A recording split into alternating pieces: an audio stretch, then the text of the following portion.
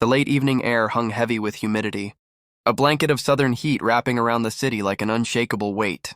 The golden lights of the Grand Magnolia Hotel glowed against the twilight, its polished glass doors gleaming with the reflection of passing cars and its marble lobby exuding a sense of wealth, privilege, and exclusivity. For decades, the hotel had been known as a gathering place for politicians, entrepreneurs, and families who could afford its steep nightly rates. To the casual observer, it seemed like the very symbol of success and aspiration. But on this particular night, success itself would walk through those doors and be treated as though it had no place there. The woman who approached the front desk wasn't just another weary traveler. Her name was Jacqueline Rivers, a name that carried a quiet power in boardrooms, investment circles, and philanthropic foundations. Jacqueline was a black woman who had clawed her way through barriers that had once seemed immovable. She was born the daughter of a seamstress and a dock worker, raised in a neighborhood where opportunity often came in whispers rather than guarantees. She grew up learning to fight for every inch of progress, for every seat at every table. And now, decades later, she owned that very hotel, the Grand Magnolia. Every chandelier, every polished floor tile, every curtain had her name woven into its legacy. She had bought the property 5 years earlier, renovated it with her own money, and restored its reputation until it became a landmark again. But ownership was not written on her face, at least not to the staff on duty that evening. Jacqueline arrived without an entourage, without her business suit or her corporate armor. She had been traveling since early morning, dressed in a simple blouse and slacks, her hair tied back neatly. She walked to the desk with her luggage in tow, offering a polite smile as she handed over her ID and reservation number. The receptionist glanced at the card, then at Jacqueline, her expression tightening. Something unspoken shifted in the air. The woman behind the desk cleared her throat, exchanged a quick look with the concierge standing nearby, and forced a brittle smile. "I'm sorry," she said flatly. "We don't have any rooms available tonight." Jacqueline raised an eyebrow. "That's not possible. I booked a suite under my name. Jacqueline Rivers. The reservation should already be in your system." The receptionist tapped on her keyboard, feigning a search. "Yes, I see the name here," she admitted, her voice clipped. "But unfortunately, there's been a mistake. We're fully booked. We can't accommodate you." It wasn't the words alone, it was the tone. Dismissive, sharp, the kind of tone that carried a quiet message. "You don't belong here." Jacqueline felt a familiar sting, one she had encountered countless times in her life. It wasn't new, but it was always cutting. She remained calm, her posture straightening. "Perhaps you should double-check," she replied. "This is my reservation, and I'd like to check into my room." The receptionist's lips pressed into a thin line. The concierge, a tall man with an air of superiority, stepped forward. His voice was firm, almost scolding. "Ma'am, I think you should try another hotel. We can call a cab for you. There's nothing for you here tonight." The lobby was quiet but not silent. A few guests seated in the lounge nearby turned their heads. They saw a black woman at the front desk being dismissed, turned away, treated as if she were a problem rather than a guest. Jacqueline inhaled deeply, steadying herself. "Do you know who I am?" she asked calmly, though there was an undercurrent of steel in her voice. The concierge gave a small, condescending laugh. "We don't need to know who you are. Policy is policy. 9 minutes." That was all it took for the course of that evening and the course of their lives to change. 9 minutes between insult and revelation, between humiliation and justice. Because at that moment, Jacqueline did something she rarely chose to do. She pulled out her phone, scrolled to a folder filled with legal documents, and tapped to open the deed of ownership for the Grand Magnolia Hotel. She slid the phone across the counter, her eyes never leaving the concierge's face. "You don't need to know who I am," she said, her voice low but commanding. "Then let me make it clear. I am the owner of this hotel. Every paycheck you've ever cashed has passed through my hands. And tonight, you decided that I wasn't good enough to sleep in a room that belongs to me." The color drained from the receptionist's face. The concierge's smirk collapsed into silence. Around them, the quiet murmur of the lobby shifted into stunned whispers. Guests leaned forward, watching the moment unfold like a scene from a drama too raw to be staged. Jacqueline didn't shout. She didn't curse. She didn't need to. Her authority filled the room more powerfully than any raised voice could.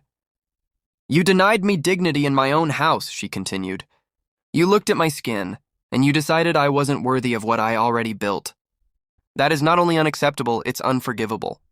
The manager, alerted by the unfolding scene, rushed forward. A middle-aged man in a tailored suit. He tried to plaster a nervous smile across his face. "Ms. Rivers, please, there must be some mistake." "We didn't—" Jacqueline turned sharply, her gaze cutting through his excuses. "The only mistake," she said, "was allowing people like this to represent my name." Her voice carried across the marble lobby, ringing with the weight of truth. For 9 minutes, she had been humiliated, brushed aside, treated like a stranger in a place she had built with her own vision. But the next 9 minutes belonged to her alone. She straightened her shoulders, turned to the staff, and spoke words that would echo long after the night was over. "As of this moment, you are all relieved of your duties. Your employment with the Grand Magnolia is terminated. Gather your things and leave.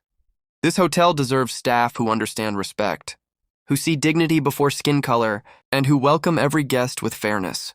You have failed that standard, and you will not fail it under my name again." The silence was deafening. The receptionist's mouth opened, but no sound came out. The concierge clenched his jaw, his pride visibly crumbling.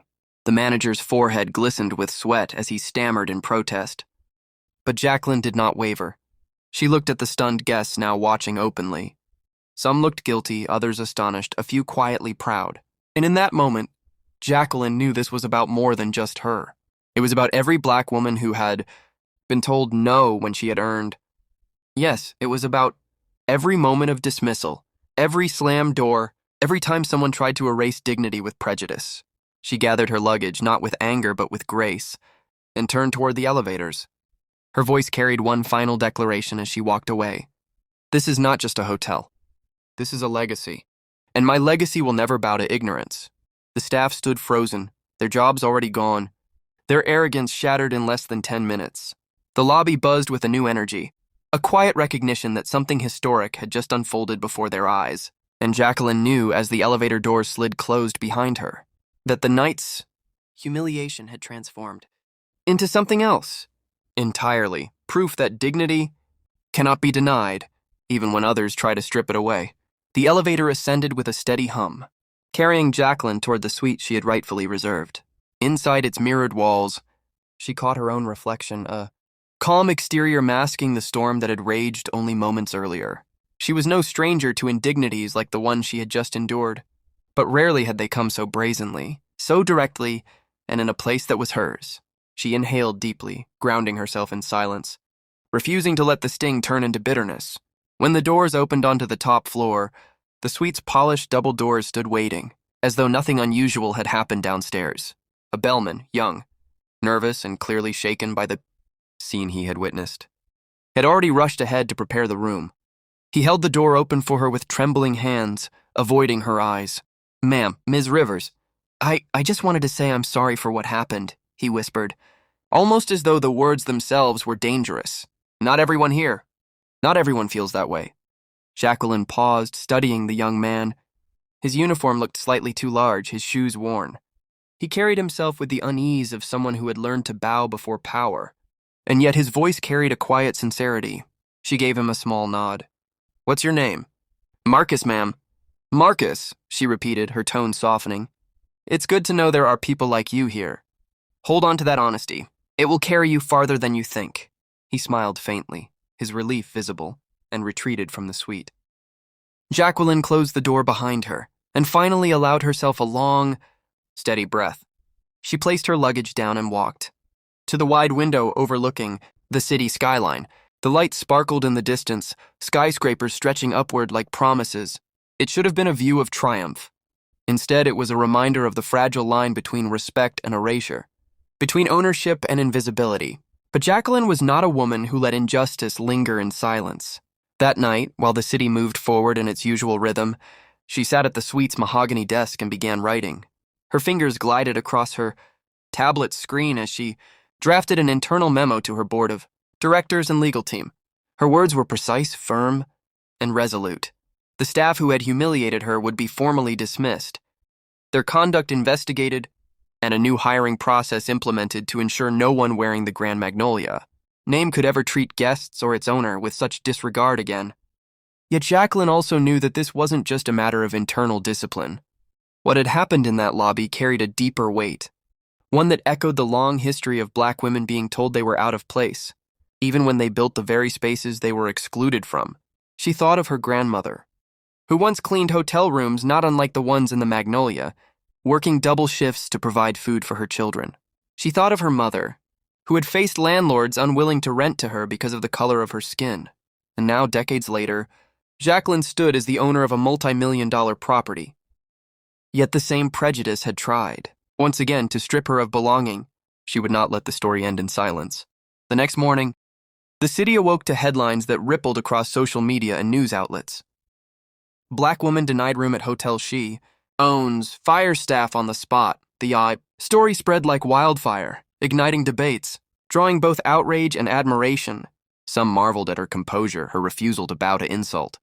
Others questioned how such an incident could happen in a supposedly progressive era. For many black readers, however, it was painfully familiar, a public glimpse into private humiliations they had carried for generations. Messages poured in from women who felt seen in her story. One wrote, "They've turned me away from stores I could afford to buy. You gave us power with how you stood tall." Another said, "You reminded me not to shrink when the world tries to make me smaller." Jacqueline read every word, her heart heavy with the weight of both pain and pride. But beyond the messages, there was a larger conversation unfolding. Television hosts debated whether the staff's actions reflected systemic prejudice. Community leaders pointed to her story as proof that ownership did not shield black people from bias. And in quiet living rooms, parents told their children about Jacqueline, reminding them that dignity was worth defending, no matter how the world tried to diminish it. Inside the hotel itself, change came swiftly. Interim managers were appointed. New staff were trained, and Jacqueline made it clear the Grand Magnolia would become not just a hotel of luxury, but a place where equity and respect were as much a part of the experience as the chandeliers and fine linens. She initiated diversity training programs, set up scholarships for hospitality students from underrepresented communities, and insisted that her staff reflect the richness of the city itself. For Jacqueline, it was not enough to fire the staff who wronged her. The true victory was in building a culture that could outlive prejudice. Weeks later, as she walked through the lobby on a bright afternoon, she felt the difference. Guests were greeted warmly by employees whose smiles were genuine, whose professionalism was matched with respect.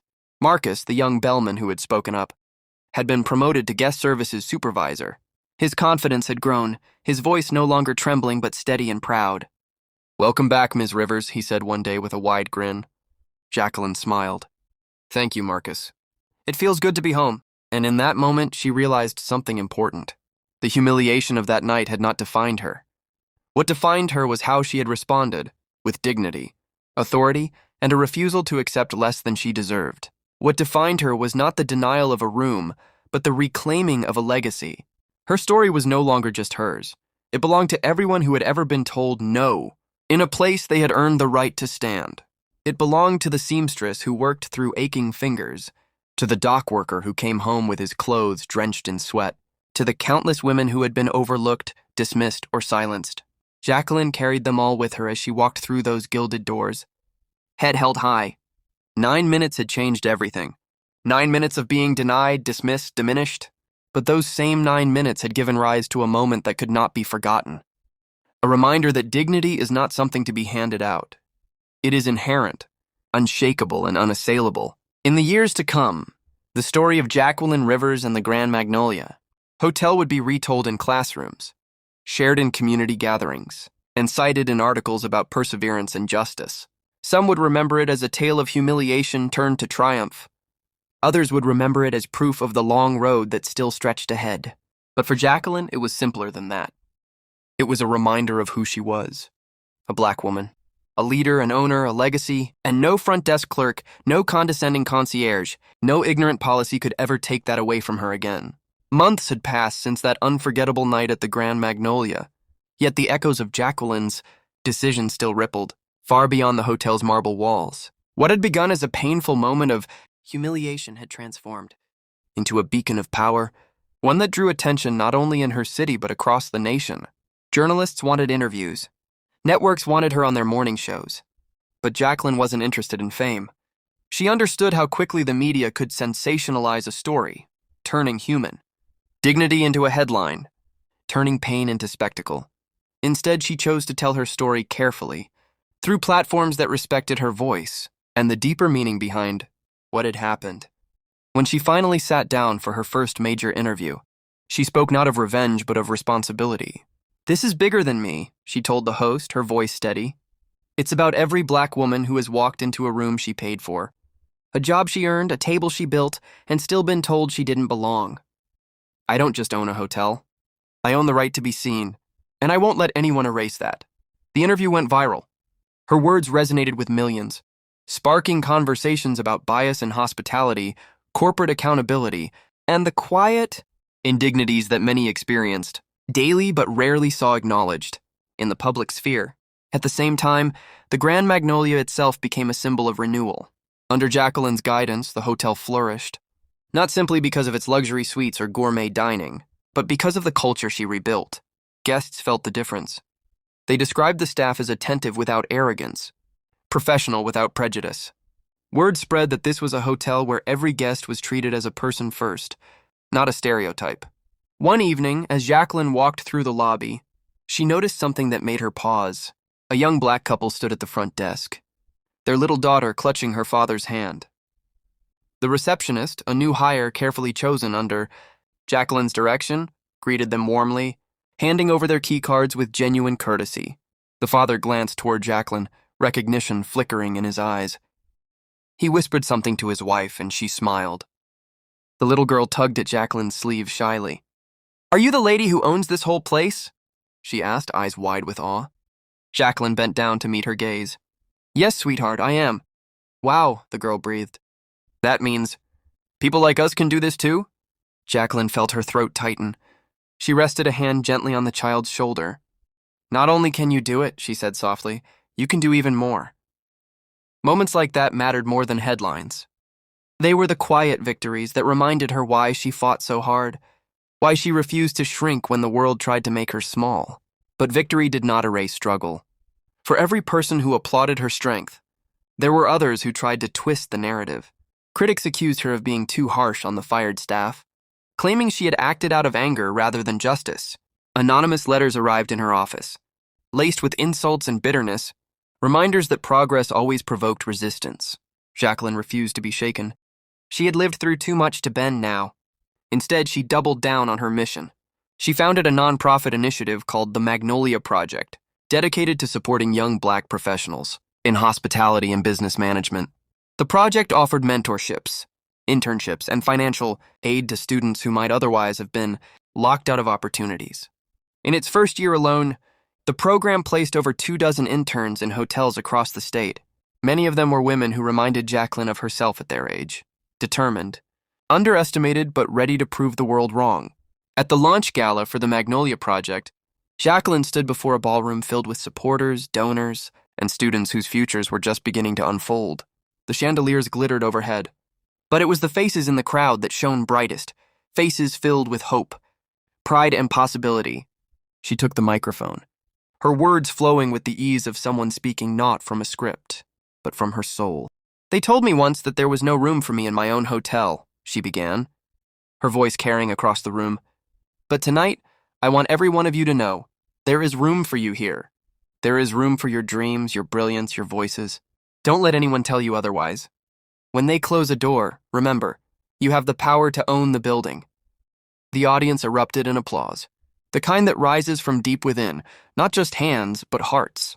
And in that moment, Jacqueline knew that her story was no longer about humiliation or even triumph. It was about transformation, the ability to take pain and shape it into purpose, to take injustice and forge it into legacy. Later that night, as the gala ended and the ballroom emptied, Jacqueline lingered near the window overlooking the city once again. The skyline stretched before her, glittering like 1,000 promises. She thought of the girl at the front desk, the interns finding their place, the countless strangers who had written to her saying they felt seen because of her story. The journey had not been easy, and it would never be without its battles. But she had built more than a hotel. She had built a movement, one rooted in the unshakable truth that dignity is not negotiable, that justice is not optional, and that black women's presence is not conditional. The world would remember, Her as the woman who fired her entire staff after being denied a room. But Jacqueline knew the truth. She was not defined by that one night. She was defined by every morning that followed, every step she took to ensure no one else would ever face the same humiliation. And as she turned from the window, her reflection strong in the glass, she whispered the words that had guided her since that night. My legacy is not for sale. My dignity is not up for debate. And my story is only beginning. Seasons changed, and with them, so did the rhythm of the Grand Magnolia. What once was a site of humiliation had become a sanctuary of pride, a place where dignity was not just demanded but woven into the fabric of its daily operations. Jacqueline Rivers had transformed her personal wound into a public declaration, but she knew better than anyone that victories often carry new battles on their shoulders. With the Magnolia Project thriving and her hotel flourishing, Jacqueline found herself invited to universities, corporate conferences, and civic gatherings to speak about leadership, ownership, and resilience. Each time she stood before a crowd, she carried with her not only her own story, but also the invisible stories of countless others who had lived through similar erasures, silent and unseen. But success attracts scrutiny. Not long after her rise to national recognition, Jacqueline faced a new storm. A well-known hospitality association, dominated by executives who had long controlled the industry, released a thinly veiled statement criticizing her decision to fire her staff so abruptly. They painted her as emotional and reactionary, suggesting that her leadership style was unprofessional and unfit for the industry standard. It was an old playbook, one that attempted to discredit strong Black women by framing their firmness as aggression and their resolve as instability. Jacqueline had expected it. Still, the sting was sharp. She refused to let the narrative define her. Instead of responding defensively, she gathered her allies, other Black hotel owners, small business leaders, and community organizers, and together they issued a public response. In it, Jacqueline did not justify her actions. She reframed them. I will not apologize, she wrote, for protecting the dignity of my guests or myself. Leadership is not measured by how long one tolerates injustice, but by how swiftly one ends it. Her words became a rallying cry. They circulated on social media, printed on posters, repeated in podcasts and community forums. And while critics continued to whisper, her supporters grew louder, prouder, bolder. Meanwhile, inside the Grand Magnolia, something extraordinary was happening. Guests who had once come only for luxury now came for meaning. They came because they wanted to be part of something bigger than a fine suite or a gourmet meal. They came to stay at a hotel owned by a woman who had turned prejudice into power. They came to tell their children, this place belongs to us too. One evening, Jacqueline hosted a private dinner in the hotel's ballroom for a group of Black women entrepreneurs. Some were just starting out, their dreams still fragile. Others had already built businesses but were fighting to be taken seriously in spaces where their presence was tolerated, never celebrated. As they sat around the long oak table, sharing food and stories, laughter and tears, Jacqueline looked at them and saw mirrors of herself at different stages of life. She stood, raising her glass, her voice carrying across the room. Tonight, she said, this hotel is not just my legacy. It is our table. And I promise you, no one will ever push us away from it again. The room erupted in applause, a sound of triumph and kinship. For those women, the evening was not just dinner. It was a reminder that ownership was possible, that belonging was not negotiable. Yet outside the warm glow of the ballroom, challenges loomed. Anonymous threats appeared in Jacqueline's inbox. Petty lawsuits were filed by the former staff, claiming wrongful dismissal, though each case was dismissed in court. She learned quickly that when a Black woman rises too high, the world often conspires to pull her down. But Jacqueline had something stronger than fear. She had purpose. Every time she felt the weight of opposition, she returned to the memory of that little girl tugging on her sleeve in the lobby, asking if people like us could do it too. That child, and the generations she represented, reminded Jacqueline why she could not falter. The turning point came during a statewide hospitality summit. Jacqueline was invited, begrudgingly, some suspected, to speak on a panel about the future of inclusive leadership. The Kata's stage was lined with executives, most of them older white men in tailored suits. She was the only Black woman on stage. When her turn came, she leaned into the microphone, her voice calm yet commanding. Inclusion is not about slogans, she said. It's about action. It's about who gets to walk into the lobby and feel like they belong. It's about who gets promoted, who gets seen, who gets believed. And if our industry cannot understand that, then it has no future. The room went silent. For a moment, all eyes fixed on her, not with dismissal, but with recognition. Some were uncomfortable, others inspired, but none could deny the truth in her words. That evening, articles described her as a force of change, though some continued to frame her as controversial. But Jacqueline did not care about the labels. She cared about the young women who wrote to her afterward, saying they had watched her speech online and felt, for the first time, that they too could lead. As months turned into years, Jacqueline's name became synonymous not just with the Grand Magnolia, but with a broader movement. She was invited to serve on boards, to advise policymakers on equity in business, to mentor students who dreamed not just of working in hotels, but of owning them. And yet she never forgot the night. It had all begun the night she was denied a room in her own house. That wound, once sharp, had become a scar she carried proudly. It was proof of survival, proof of transformation, proof that even the darkest moments could give birth to legacies. One night, long after the gala lights had dimmed and the reporters had stopped calling, Jacqueline sat alone in the Magnolia's lobby. The chandeliers sparkled overhead, and the marble floors gleamed beneath her feet. She closed her eyes and imagined her grandmother walking through those same doors, not as a cleaner, but as a guest. She imagined her mother not fighting for rent, but staying in a suite reserved under her name. Tears pricked her eyes, not of sadness, but of gratitude.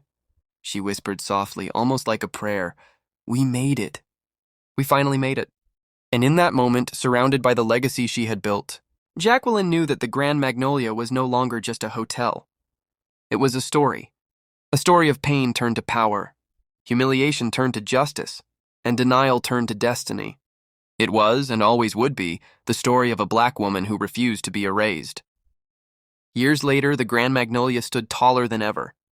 Its marble steps and glittering chandeliers had witnessed countless weddings, conferences, and celebrations. But for Jacqueline Rivers, it remained more than just a business. It was a living monument to dignity, proof that injustice could be confronted, that humiliation could be reshaped into triumph. By now, Jacqueline had become a name, spoken with reverence in communities that had once been overlooked.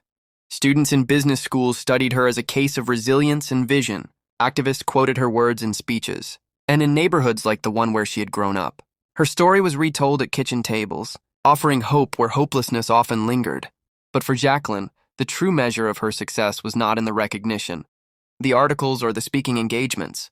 It was in the quiet impact, the people she had reached without even realizing it. One afternoon, she received a letter written in careful, slanted handwriting. It was from a teenage girl named Aaliyah, a high school student from a small town 2 states away. "Dear Ms. Rivers," it began. "I saw your story online about what happened at your hotel. I've faced people telling me I don't belong, even at school. But when I heard about how you stood up, it made me believe I don't have to accept it. I want to study business and own something one day too. Thank you for showing me it's possible." Jacqueline read the letter 3 times. Her eyes softened, her heart swelling with both pride and responsibility. She decided then and there that she would meet this young girl. A few weeks later, she traveled quietly to Aaliyah's town. She didn't announce her arrival, didn't make it an event. She simply met the girl and her family at a small diner. They talked for hours about school, about dreams, about fear and courage. Aaliyah's mother wiped tears from her eyes, whispering, "Thank you for coming here. You have no idea what this means." Jacqueline smiled gently. "I know exactly what it means, because I was her once. And someone once told me I could do more." Encounters like that reminded Jacqueline that her story was never just her own. It was part of a larger tapestry, woven from generations of struggle and triumph. But as she gave to others, she also faced new challenges. The hospitality industry remained slow to change. Reports surfaced of other black travelers being denied service, of executives resisting diversity initiatives. Each story reignited her determination, but also reminded her that progress was fragile. So Jacqueline expanded her mission. She began buying more properties, not just luxury hotels, but mid-range chains, boutique lodgings, even small inns in communities where representation had been non-existent. Her vision was clear: to build a network of hospitality businesses where equity was the standard, not the exception. Her empire grew, but so did her sense of responsibility. She set up a foundation that provided full scholarships for black students pursuing hospitality, management degrees. She launched leadership retreats specifically for women of color, equipping them not only with technical skills but with the confidence to claim ownership in spaces that had long excluded them. And yet Jacqueline remained grounded. She still walked the halls of the Grand Magnolia herself, still paused to greet guests, still took time to listen to the staff she carefully selected. She never wanted the hotel to become just another brand. It had to remain personal, because it was built from her pain and redeemed by her perseverance. One evening, she hosted a private fireside gathering in the Magnolia's library, attended by a group of young interns from her scholarship program. The room smelled faintly of polished wood and leather-bound books. A low fire crackled in the fireplace as the students listened to her speak. "Power is not about owning the building," she told them, her voice steady.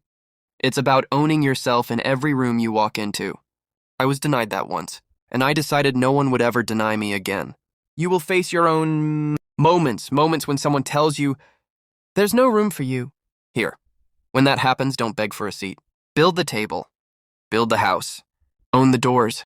Her words hung in the air like scripture, etched into the minds of those students. Some of them would go on to become general managers, others to start their own ventures, but they would all carry her voice with them. As years passed, Jacqueline began to notice something extraordinary. The very people who had once doubted her, who had dismissed her as reactionary or unprofessional, now sought her counsel. CEOs called her for advice. Industry associations that had once criticized her now invited her to keynote their conferences. It was ironic, she thought. The same boardrooms that once whispered about her temper now applauded her vision. But Jacqueline was not naive. She knew their praise was not just about her. It was about the undeniable weight of what she had built, a weight they could no longer ignore. One night, as she stood on the rooftop of the Grand Magnolia, the city lights glittering below, she thought back to that fateful evening years ago. She remembered the humiliation, the sting, the silence of the lobby as strangers watched her be dismissed. And she remembered the moment she revealed who she truly was, the owner, the woman behind the very walls that had been weaponized against her. She whispered to herself, as she had so many times before, 9 minutes changed everything. But this time, she added something new. And every year since has been mine to claim. The legacy of that night was no longer confined to her. It lived in the students she mentored, the guests who felt welcome, the women who wrote to her saying they found courage in her story. It lived in the young girl named Aaliyah, now preparing for college with dreams of entrepreneurship. The Grand Magnolia was no longer just a hotel. It was a movement, a declaration, a reminder carved into marble and memory alike that dignity cannot be denied, that ownership is the answer to exclusion, and that a black woman's place is wherever she decides to stand. And as Jacqueline turned from the skyline and descended back into the heart of the hotel, she smiled, for she knew the most powerful part of her story was not that she had been denied a room. It was that she had built a world where no one else would be. The years had been generous to Jacqueline Rivers, though not always easy. Time had carved gentle lines along her face, but her eyes carried the same unyielding fire they had on the night she turned humiliation into history. The Grand Magnolia remained the jewel of her empire, a monument to her resilience. Yet Jacqueline knew the true measure of her life's work was not the building she owned, but the lives she touched. One summer evening, the hotel prepared for a gala unlike any other. It wasn't for celebrities or dignitaries, though many had passed through those doors. This was for the community, scholars, staff, students, families, those who had been part of the journey from the beginning. The theme was simple, legacy in motion. The ballroom shimmered with golden light, the sound of a live jazz ensemble filling the air. Guests dressed in elegant gowns and tailored suits exchanged laughter and warm embraces. At the center of it all stood Jacqueline, dressed in a flowing black gown that reflected both power and grace. But this night wasn't about her. It was about what came next. As the evening unfolded, a young woman stepped onto the stage. It was Aaliyah, the teenager who had once written Jacqueline that trembling letter years ago. Now grown, she carried herself with the same quiet confidence Jacqueline recognized in her younger self. She began to speak. "I was just a girl when I first learned about Ms. Rivers. I thought I was too small, too invisible to make anything of myself. But her story taught me that invisibility is a lie others tell to protect their comfort. She showed me that we belong in every room, and when the door closes, we build our own. Tonight, I stand before you as the first in my family to graduate college. And next year, I will be opening my own cafe, because she made me believe I could. The crowd erupted into applause, but Jacqueline sat silently, her hands folded over her heart. Tears welled in her eyes, not of sorrow, but of profound gratitude. This was what she had dreamed of. Not fame, not headlines, but a spark in someone else's life. When the applause faded, Jacqueline herself took the stage. She looked out at the faces before her, some she had known for decades, some brand new, but all connected by the invisible thread of her story. Her voice carried through the room, calm but resolute. Many years ago, I was denied a room in this very building, a place that was mine. They told me I didn't belong, not knowing I held the keys in my own hand. I fired those who had tried to erase me, but I did something more important. I built something they could never touch. But tonight, I want to be clear. This story was never about firing staff or proving a point. It was about dignity. It was about what happens when you refuse to bow your head in shame. I didn't build these hotels just for myself. I built them for every person who has ever been told no, every person who has ever been turned away, every young dreamer who has been told to sit quietly in the corner of life. We are not quiet people. We are not invisible. We are builders. We are owners. We are the future. The room stilled. Even the music seemed to pause in reverence. Jacqueline continued, her voice trembling slightly but strong. Tonight, as I look at Aaliyah, as I see all of you here, I know my work is complete. This hotel will continue. The foundation will continue. But more importantly, you will continue. Carry this with you, not as my story, but as our story. And never let anyone deny you a room in your own house again. The audience rose in a standing ovation. Not out of politeness, but out of something deeper. Acknowledgement of truth. Respect for sacrifice, gratitude for courage. Later that night, after the last guest had departed and the ballroom had quieted, Jacqueline found herself walking alone through the lobby. The chandeliers glowed softly, casting long shadows across the marble floor. She paused at the front desk, the very place where her journey had turned all those years ago. For a moment, she closed her eyes and let the memory return. The rejection, the stares, the weight of humiliation. And then, the revelation, the decision, the power reclaimed. It no longer hurt the way it once had. Now it felt like the first spark of a flame that had grown to light the lives of countless others. As she stood there, she whispered almost to herself, "They tried to deny me a room. Instead, I built a world." Her footsteps echoed as she made her way to the elevators. Upstairs, her suite overlooked the city skyline, alive with lights. Jacqueline knew the future belonged to those who would come after her. She didn't need to control it. She only needed to know she had opened the door wide enough for others to walk through. The next morning, newspapers would print photographs of the gala. Headlines would celebrate her legacy. But Jacqueline Rivers didn't need the ink on the page to confirm her place in history.